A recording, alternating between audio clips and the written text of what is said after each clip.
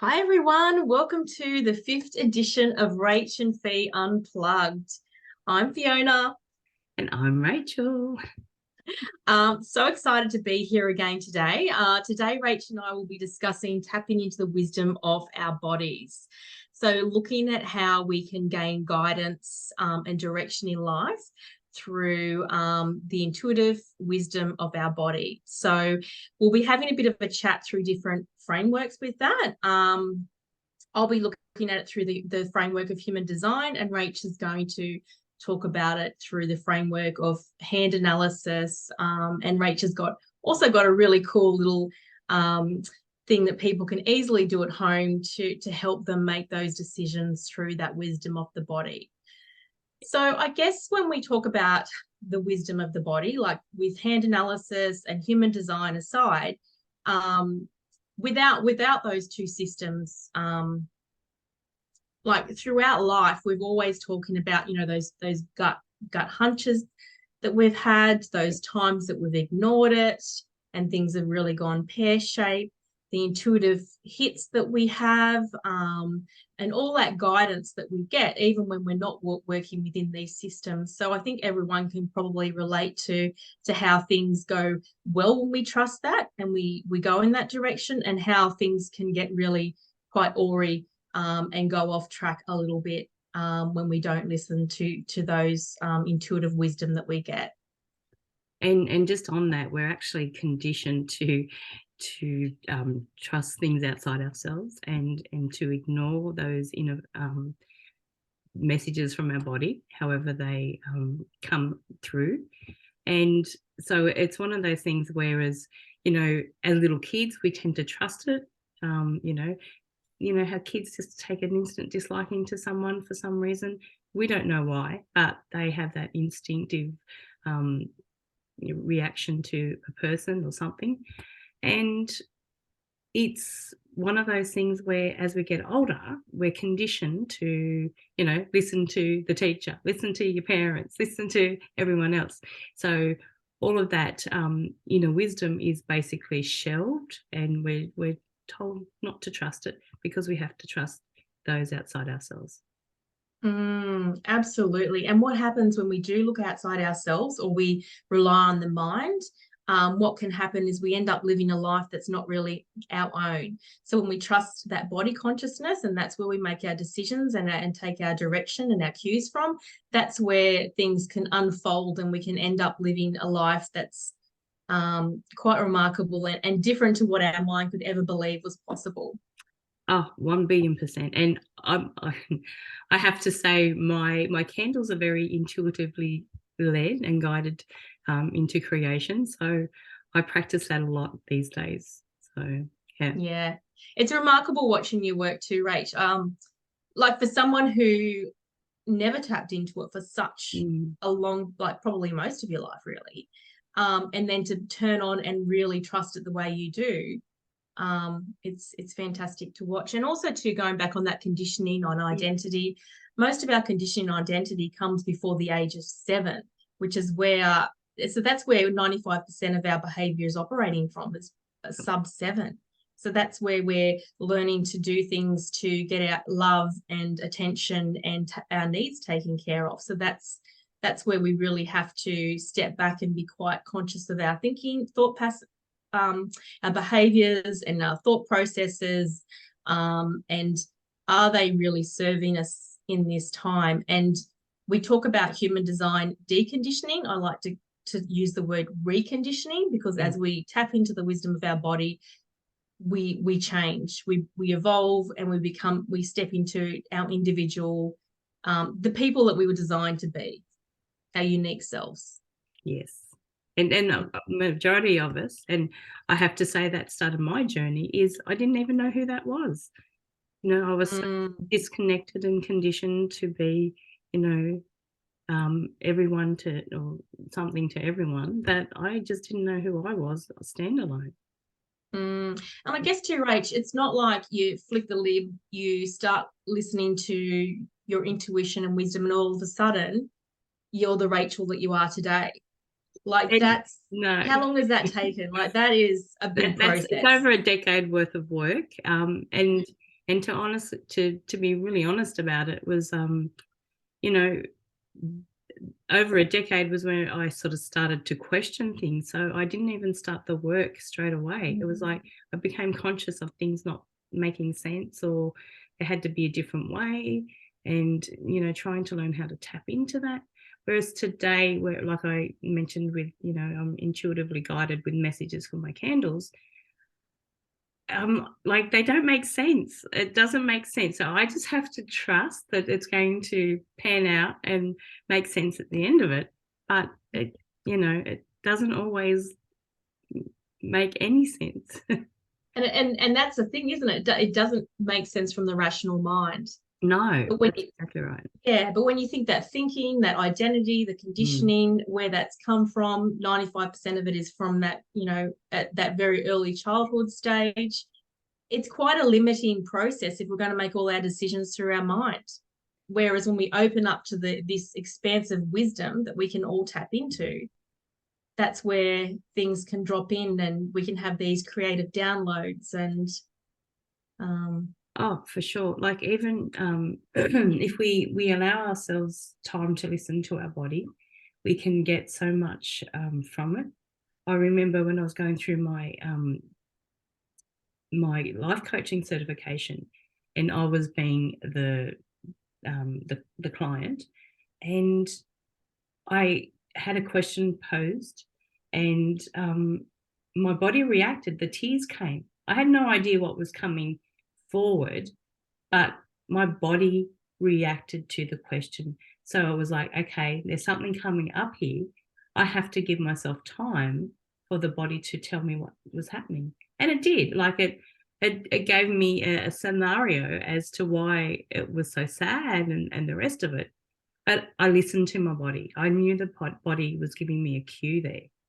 But in my mind, it was like, you could quite easily go, oh yeah, no, nothing there. Next question. Like, and that's what a lot of the time we do, isn't it, Rach? Like you have this feeling and then your mind comes on and it's like, why are you thinking that? There's no reason for you to be thinking that, and talks you out of like just sitting with, like what we discussed, I think was it last week, just sitting with that emotion and feeling the feels. And and I guess that's where we do have to become masters of our mind and really quieten that mind down. And there's lots of different ways we can do it, through becoming like consciously aware of our thoughts, and through meditation, so we're able to really identify the thought processes that are coming in, because a lot of it happens so unconsciously, and it's just background patterning stuff that we're not even aware of. And a lot of the things that we've taken on as that 7-year-old child, my bum keeps disappearing. It doesn't serve us as the adult version of us. Okay, unless we're conscious of the behavior, we can't change it. So, it really does take a lot of time, and it doesn't happen overnight either. So, for something that you've decided, or conditioning that you've taken on, it could be as a child, your father said, oh, the neighbor down the road, she's lazy. And so for you as an adult grow up where you just can't relax and you can't have any downtime, because in the back of your mind, that child's going, but if you sit down, you're going to be lazy. Right? So it's such a deep conditioning that we really, and this is where we need other people to help us sometimes, because it's like we can't see what we don't know. And what just popped up for me then too, Rach, is not only is it like conditioning from the early child, but it's your parents' conditioning, like it's intergenerational conditioning. Definitely. Like this conditioning is so deeply entrenched.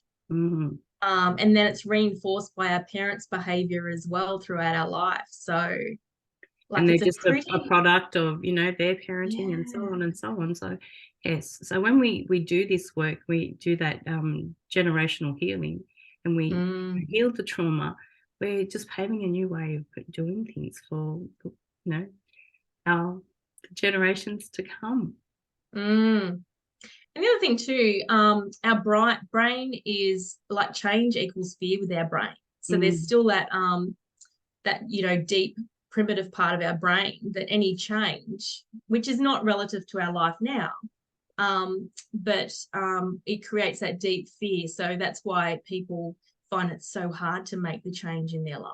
Change is not easy. Like, no. And this is the thing, and even me hosting this today, like me talking and being the person doing most of the talking, and like initially, there was so much resistance within me, and I'm like, no, I've got to do this. Yeah. So that's what I'm finding. Wherever I'm finding the resistance, it's like feel the fear and do it anyway. And every time you do it, I just feel like you just break out and you just expand and grow, and then you start to get quite comfortable with those fears and making the changes to do differently. Oh, definitely. It's like diving off the diving board for the first time. You know, it's scary. You know, what's it going to feel like when you hit the water, you know, all of that type of thing. But then there's people out there that make a practice of diving and jumping off the diving board and doing tricks and the rest of it. But we all start with that initial fear of what's it going to be like. Yeah. So I went for a walk on Saturday with a friend, and we went swimming afterwards. And I was standing at the side of the pool going, oh, the water is so cold. I don't want to do this. And I was about 5 minutes, and I thought, you know what, my brain is telling me this what is way worse than what it's going to be. Yeah. Dove in, got out, was probably in there for about a minute. But anyway, it wasn't that bad. And the buzz and the high that you get from the cold water and immersion and that sort of thing, it's well worth the fear of jumping in the cold water. But then the next day, Derek and I rode our pushies down and went for another swim. And it was nothing. The water didn't feel as cold, and I just dove straight in, and I knew it was going to be a bit uncomfortable. Yeah. But the resistance had lessened. Yeah. No, and that's what our brain does. It, you know, obviously tries to keep us safe and stay in, you know, that comfort zone. But, you know, we don't expand, we don't up level, we don't do anything from that comfort zone. So we're going to be faced with fear. And I think this is a really important thing, is really understanding how then our body communicates with us, on whether it's a fear that we need to really listen to, or if it's a fear that's just holding us back. And sometimes the fear of remaining the same, remaining stuck, the fear of actually getting out there and doing it is way less than just actually remaining in that rut and being afraid to step out and be seen and do things differently, and the fear of judgment rather than thinking, oh, I need to behave in a certain way, and my friends, you know, worrying about the judgment from friends and friends falling away or whatnot. But definitely stepping into your truth is way easier than remaining stuck in some modified version of who you are. Right. And usually that modified version is just, you know, something that someone else has projected onto you. You know, oh, you'd be a good, you know, chef, or, you know, oh, you'd be great at that job. And your body's going, no way. But your head goes, oh, actually. Yeah, I have that skill set. Just because, you know, I'm empathic doesn't mean that I would be great at, you know, a care role. I know that about myself. I'm a caring person, but I am an emotional person too, and I feel other people's emotions. I'm like, I couldn't, day to day, I would be exhausted having to deal with that. So I just know that those sorts of environments, even though I could do them and I'm, you know, would do it beautifully, they're just not right for me, because it would be way too taxing. Yeah, absolutely. I just thought it's like when I have had to, like, go into hospital, I could never work in a hospital because just the energy of the place, the moment I walk through the door, I'm always like, what is it? Is it the lights, the energy, the energetic sadness of all the stuff that's happened there? It's just, I couldn't do it. No, I know I can't do it. No.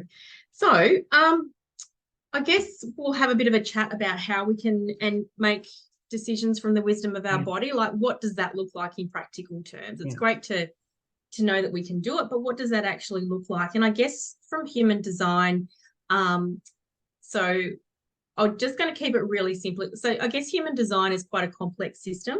However, it can be broken down to type, strategy, and authority. And that if those three things are followed, then it's very simple. However, it can be a little bit overwhelming when people first initially discover the system.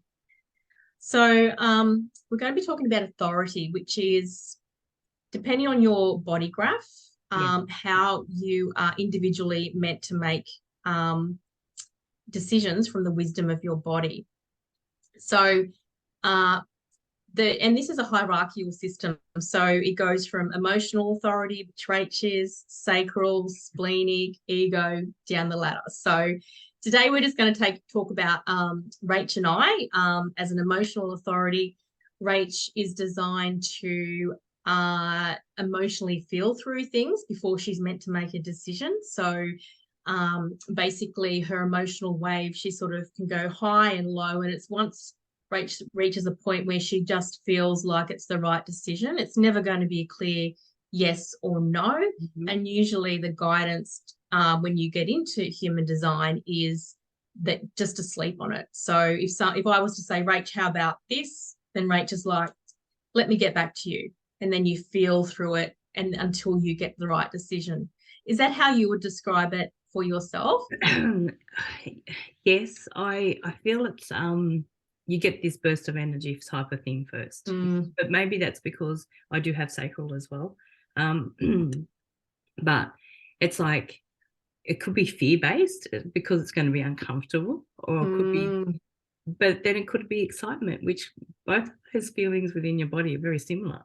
So depending on what sort of messaging you're putting to it. And then it's like, so if it's like that excitement, like, oh, I'd really love to do this. And then it's like, your mind goes, oh, but, you know, it's going to put all these little roadblocks in the way for you, whether or not you should or shouldn't do it. And then you come back to it. It's like, you know, well, do I really want to do that?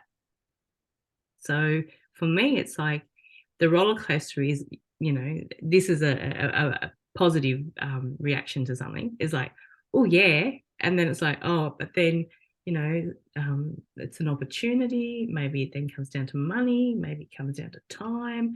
And then you think, oh, my God, oh, well, maybe I shouldn't do it. But then you go back to that initial, but I felt that I really wanted to do this. Okay. And then it's like, okay, then once you make that decision, the other things that you were trying to use as an excuse not to do it fall away. They become, they don't be irrelevant to you doing or not doing something. So that's how I process it. I'm sure it's different for everyone because we are all uniquely, you know, ourselves. So it's all going to look a little bit different. But it's never a yes or a no. It's not, oh, you always have this like element of, oh, really, should I do it or shouldn't I do it? So I guess it's mostly yes, mostly no. Is that how it feels? Or does it feel like, I think I've heard it described as it feels like it just sort of clicks in and you're like, yes, it's a yes or it's a no. You kind of just, I've always, when I buy clothes, it's like I really like that. Nah. But if it's a well, maybe, then it's a no for me. So if it's not a clear, you know, yes type of thing, then for me it's always a no, or not at this time. Yeah, and like as you said too, Rach, as a generator, you're a generator person, so you do have a defined sacral. However, the authorities are in hierarchy, so you're emotional first, but then you do have the sacral that you can sort of fall back on for those like little other decisions, like everyday decisions. It's not like you have to sleep on it overnight. If you should I eat this cake? That's not quite. Well, too bad, it's already gone. There's never a question about eating cake, Fiona. Seriously. So 50% of the population are emotionally defined. All my family are emotionally defined. I'm sacral defined, which is it comes after the emotional. So when you've got the sacral defined with no solar plexus, which means that I've got like the most easiest authority. So I get a really clear yes, no, and how that feels within my body is I feel it in my sacral area. And I guess when you feel excited about something, like it's quite an expansive feeling. Yeah. And then when it's a no, it's just like there's just no energy there. So it's like my body's just saying you don't have the energy to commit to that. So however, in saying that it's the most easy authority, because I do get those clear yes, no's, when we have been operating through the mind for so long, like making the decisions through our intellect, it's really hard not really hard. It takes some time to really connect back into our authority and the wisdom of our body. So, and we can do that through having, like, just starting off with the little questions. Do you want to do this? Do you want to do that? And that's how it sort of comes through for me. But it has taken some work to get my authority back online, and it's still a work in progress. I'll make a decision and then I'm like, oh, that went badly. Hang on a minute. Did I even check with my authority? No, I didn't. However, I love what Emma Dunwoody says. We're either winning or learning. Yeah. So there's just no mistakes. Exactly. You know, it is what it is. So I do love that. Yeah. All right. Well, moving forward, what are we going to? Yeah. So what would you like to discuss? I was going to do a bit of a demonstration on True Body. So True Body is a version of oh my God, I'm gonna kinesiology. Mental blanking.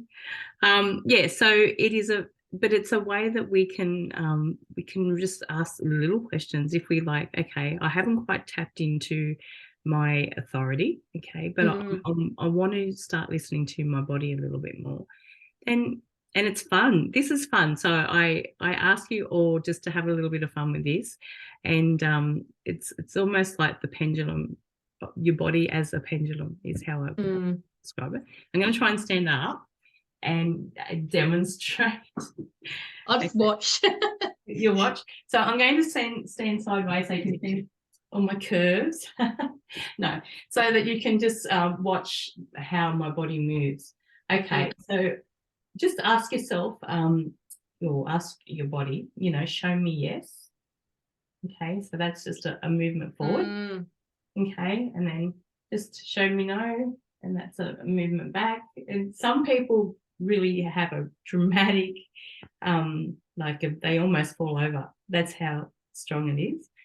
So once we've identified, what our body is telling us yes or no to, then we can ask a question. Now, a friend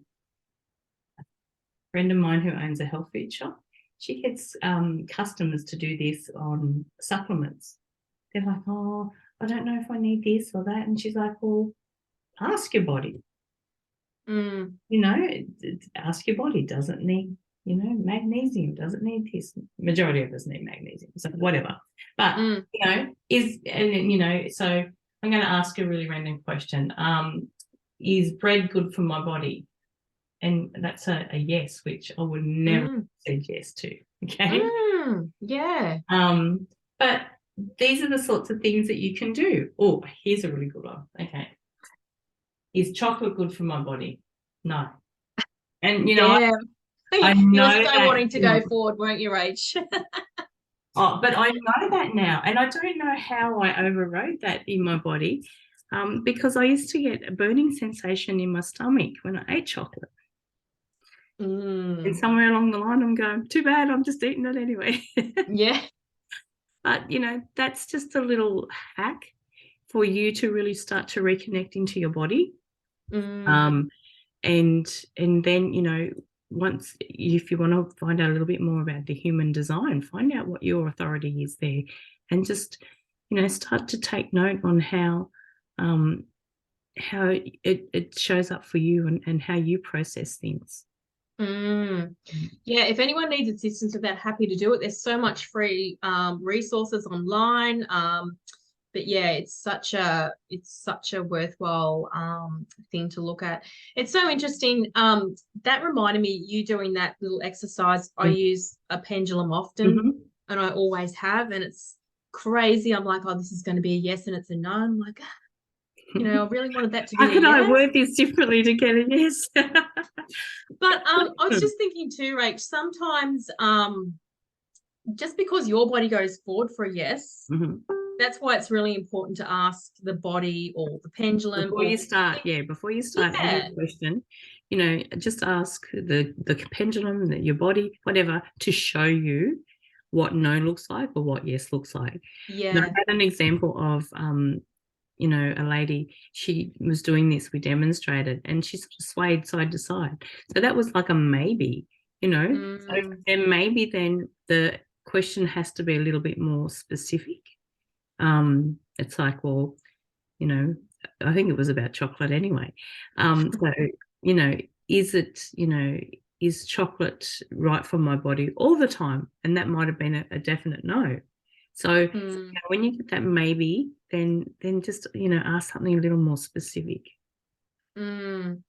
Absolutely. And also too, with anything, I guess, like the sacral authority, I feel it in my sacral area. Yeah. However, other people that are sacrally defined, I've heard that they feel it like in their neck area. So it's really important for you to not like this is like the human design is called a human design experiment. And I think it's probably similar to what you were talking about, Rach. It's all about what works for us and how it shows up for us. Exactly. So it's really important not to get stuck in the dogma of what it has to look like. So. No, and we really just have to have a bit of a play around, because what works for one person may not work for you. So it's like when you're a new parent and everyone gives you all this amazing advice, and it is like, because they've been there, done that, but your child may respond a little bit differently to things. So you have to trial and error. No child comes with a instruction manual. Training manual, yeah, absolutely. Yeah. So you just have to, it's just all trial and error. And that's what it is about getting back to self, is like,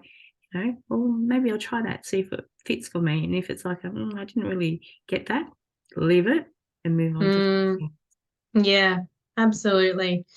Absolutely. Okay. So we might wrap up that there, do you think, Rach? Should we do some cards first, or is there anything else you'd like to add to the... No. I always love it when you pull the cards. So righto. Fun stuff. Let's do the fun stuff first. We'll see what wants to come through, hey? Yeah. Oh.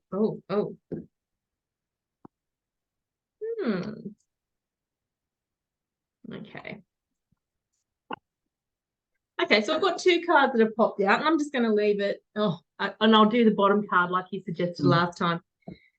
So we have the Death and we have the Eight of Swords. When I feel like this is quite relevant to what we've just been talking about. Now, I know that the Death card, when we were talking about the tarot before, Rach, you said, that used to scare you. I love this card. This is like deep transformation. When you get the Death card, it's not not about, you're going to die. It's a more, there's going to be some deep inner transformations that are going to occur. This can be a little bit uncomfortable at times, but it's about you transforming into a new version of yourself. It's like the caterpillar turning into the butterfly. So while we know it's going to be like, there's going to be times where it's uncomfortable, it's also holding the high perspective that through the discomfort comes the learning and comes the silver lining and the new version of you. And then we've got the Eight of Swords in reverse. So the Eight of Swords is about keeping yourself bound by the mind. So I feel like that's so relevant. And being in reverse, it's like we're not binding ourselves through the mind anymore, because we're tapping into the wisdom of the body, and we're able to identify our mind for what it is. Our mind is so powerful, and when it's used correctly, it's just such a valuable system for the other people. However, this is all about freeing ourselves of decision making of the mind and really tapping into the wisdom of the body. So I love that came out in reverse. This way could be like we need to like really sort of let go, but this is like saying, for me, this is like identifying that the mind has been keeping us small, and we're not doing that anymore. We're stepping out of that old system. And the mind is actually not there to make our decisions. The mind is actually there for to take the information from our body to communicate with others. So unfortunately, we've been trained for, to allow the mind to make our decisions. So this is a whole new way of doing things. And I love that came out. I know. Okay. And the next card, the bottom card, I'm like, oh, Bring it all I get the together. chills. And it's like the Wheel of Fortune. So I've got Ah, two major arcanas here too, Rach. yeah. Yep. So the Wheel of Fortune is like, I feel like this is in alignment as well. And it's like when we let go of the need to make decisions from the mind and we fall into the wisdom of the body, then the wheel can go either way. Like nothing's set in stone. Like be prepared for things to go in a different direction to what you're expecting.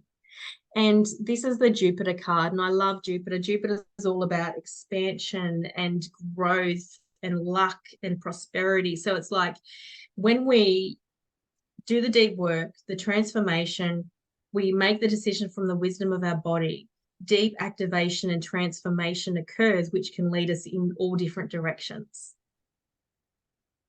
How does that sit? Oh, I love that. That's what that was on the bottom. Like, I know. I just love these cards, and I just love how they pop up and they're so in alignment, and they just bring these beautiful, clear messages. For sure. And what I like about the Wheel of Fortune is you never know what you're going to spin up. It's like the game, we think quite often when we visualize or think, this is what our life's going to look like, we keep it really small.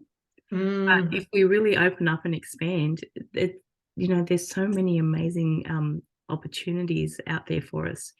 And if we just are open to whatever is to come through, and it can be far greater than what we can even imagine.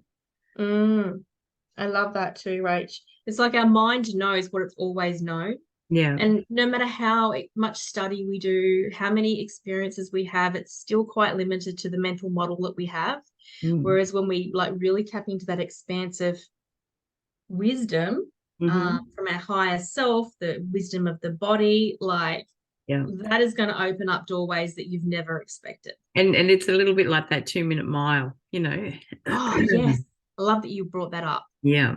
So that, I don't even know who the athlete was, but when the athlete was able to break that 2-minute mile, then everyone afterwards within no time was doing it as well. But they just needed I suppose, what would you call, the evidence that it could be done for them to believe that they could do it as well. So that hadn't been broken ever. And then someone went and broke it. And within about the first month, I think 3 other people had already done it. So the moment people knew that there was a possibility that it could be done, it became in their reality. They shifted their reality. Yeah. And I'm getting chills. That's exactly what it is. It's like, Oh my God. So this is the question for you out there. What is your 2-minute mile? What is it that, you feel that you need to shift in perspective and change your reality around? And also too, from that to look at the resistance, like where is the biggest resistance in your life? What does that look like? And take the steps to lean into the resistance and do it and see what happens. Like it's going to be so scary, and your body's going to resist it, and your mind is going to be telling you all sorts of stories. And if you just take a step toward it, see what magic can happen and how you feel and the rewards that can happen. So good. All right. Well, how about we say, I can't believe we finished episode 5. I know. That's what I'm like, because before we start, I'm like, oh, Rach, what episode is it? Is it 3, 4, 5? Okay, episode 5.